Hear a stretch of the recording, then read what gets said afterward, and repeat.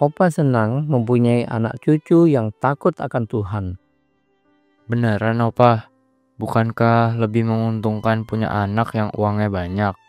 Hidup opa di masa tua tidak akan mengalami kesulitan. Ada tuh anak yang menganggap orang tuanya sebagai penjaga cucu. Maka setelah menjadi semakin tua, berpenyakitan, ayah itu dibuang oleh anaknya. Jadi opa lebih bersyukur mempunyai anak cucu yang mendatangkan kerajaan Allah di bumi seperti di surga. Berarti seperti seorang pengkhotbah cerdas yang rela menunggang kuda mengelilingi Amerika untuk berbagi kebenaran firman Tuhan yang bernama Jonathan Edwards. Kamu juga tahu, Jonathan Edwards belajar 13 jam setiap harinya. Setelah besar menikah dengan putri pendiri Yale University, mereka dikaruniai 11 anak dan banyak keturunannya menjadi tokoh terkemuka di Amerika. Misalnya, penulis buku, ibu negara Presiden Roosevelt, penerbit, pengacara, yang semuanya takut akan Tuhan. Wah, pemikiran Berham mesti dikoreksi. Yang benar adalah meneladani orang yang cinta Alkitab, dan hari ini kita segera dengar penjelasan Kisah Rasul pasal 5 ayat 12 sampai dengan 16. Yuk, siap. Halo semuanya, apa kabar? Semoga tetap sehat dan semangat ya. Anak-anakku, hari ini kita akan mendengarkan firman Tuhan kembali dalam BDKA hari ke-6 dengan topik jumlah orang percaya bertambah-tambah. Diambil dari Kisah Rasul 5 ayat 12 sampai 16. Kita berdoa. Bapa di surga, kami datang kepadamu Tuhan, kami bersyukur untuk hari ini Engkau sudah memberkati kami, memberikan kami kesehatan. Dan kami mau duduk diam untuk mendengarkan renungan pada hari ini. Berkati kami semua ya Tuhan, di dalam kasih-Mu. Dalam nama Tuhan Yesus, kami sudah berdoa. Amin. Anak-anak yang terkasih dalam Tuhan, sebelum kita mulai, Bapak mau bertanya dulu satu hal ya. Kalian bisa jawab dalam hati masing-masing ya. Nah, sekarang pertanyaannya. Bagaimana jika di dalam kelompokmu, teman-temanmu, ada yang sifatnya jelek dan berbuat ulah? Ayo, bagaimana? Kalian suka atau tidak? Nah, kalau kalian kemudian juga dianggap sikapnya jelek oleh orang lain karena bagian dari kelompok itu, perasaanmu bagaimana? Menerima? Nah, anak-anakku yang terkasih dalam Tuhan, hari ini kita akan berbicara tentang sifat-sifat dari orang-orang Kristen jemaat mula-mula ya. Memang pada waktu jemaat mula-mula itu tidak semuanya baik ya. Ada juga yang jelek sifatnya, yang suka berbohong seperti firman Tuhan yang sudah kita dengar kemarin. Ananias dan Safira yang pembohong ya.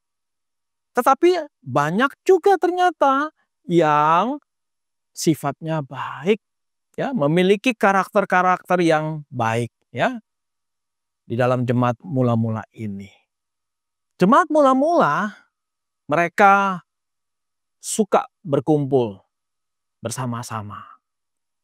Namanya apa itu kalau suka berkumpul? Persekutuan. Ya, persekutuan. Bersekutu berarti bersama-sama memuji nama Tuhan.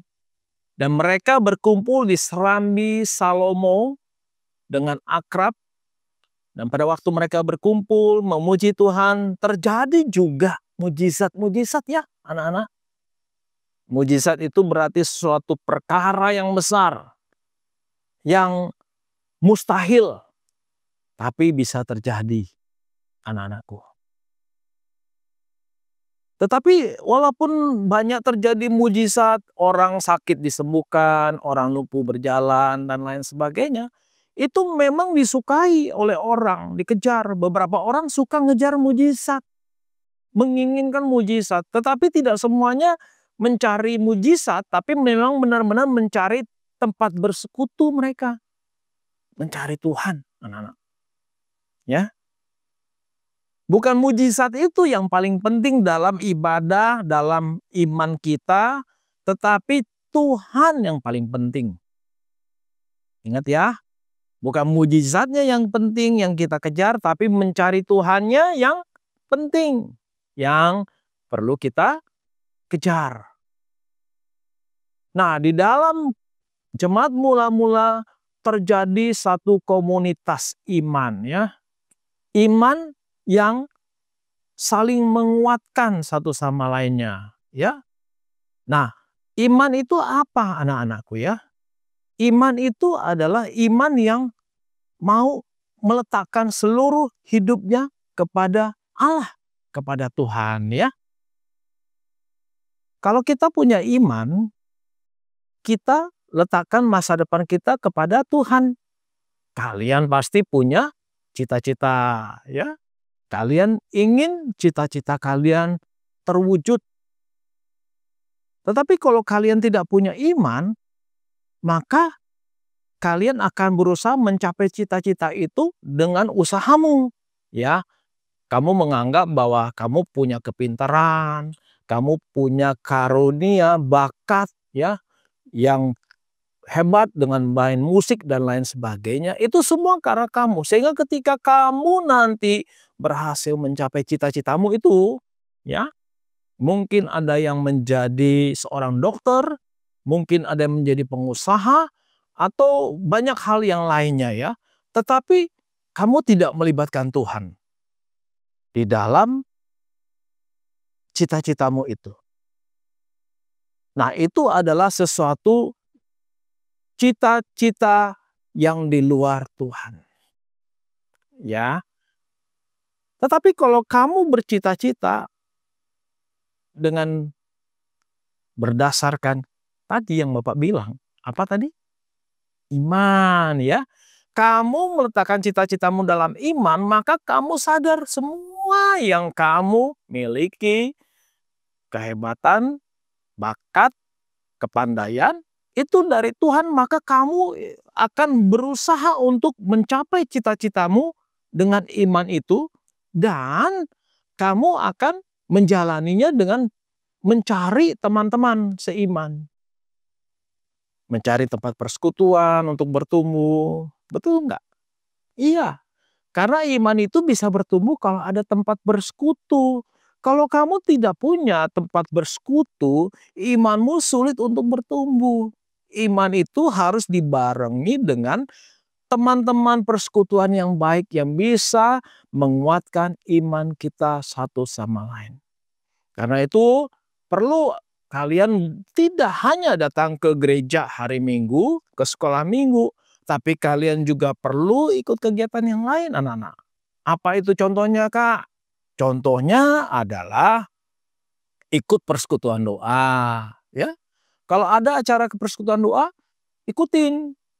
Ikut PA, PA untuk anak-anak. Kalau ada acara PA, diikuti. Lalu apa lagi? Ikut pelayanan. Kalau kamu bisa main keyboard, ya pakai talentamu bermain keyboard untuk tampil, untuk mendukung puji-pujian. Kalau kamu bisa sebagai MC, ya kamu bisa bersikap sebagai pemimpin puji-pujian. Banyak hal-hal yang lain yang bisa kalian perbuat.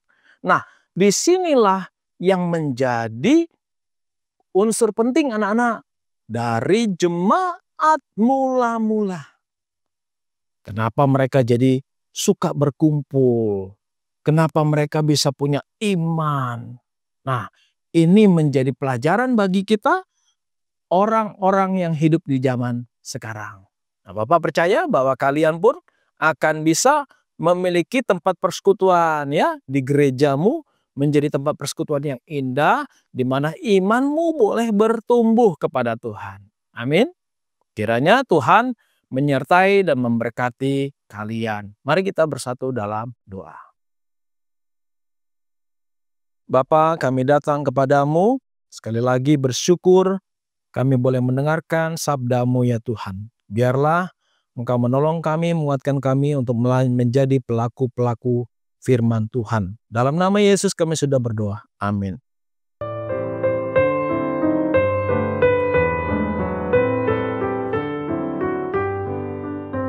Opa, Berham heran, kenapa tetangga sebelah sudah 2 tahun terkena penyakit stroke dan didoakan tiap hari, tapi penyakitnya tidak kunjung sembuh. Padahal tadi diceritakan bahwa para rasul mengadakan mujizat kesembuhan. Opa yakin pada saat pelayanan gereja mula-mula juga banyak orang sakit tidak disembuhkan. Bahkan banyak orang Kristen dianiaya oleh kaisar yang melawan Tuhan. Ingat, mujizat yang Tuhan berikan itu berguna untuk membuktikan misi ilahi. Sebagai tanda kehadiran dan kekuasaan ilahi, yakni memberitakan Injil Kristus. Oh, jadi berarti Injil jauh lebih penting daripada mujizat ya Opa. Dan kalau tetangga kita percaya pada berita Injil, dia pasti disembuhkan. Entah sekarang atau nanti di sorga. Tepat sekali. Perhatikan apa yang menjadi tekad Paulus dalam setiap khotbahnya. Yesus Kristus yang disalibkan. Puji Tuhan, kita diberi kesempatan untuk mendengarkan firman lewat saat teduh BDKA. Karena setiap hari diulang dan diulang pemberitaan tentang Yesus Kristus. Jadi hanya melalui pendengaran atas firman Kristus maka dihasilkan iman yang sejati. Mengerikan, banyak orang yang setelah sembuh dari penyakitnya justru makin melawan Tuhan. Kita terus bertekun melanjutkan pembacaan dari Kisah Rasul pasal 5 ayat 17 sampai dengan 25.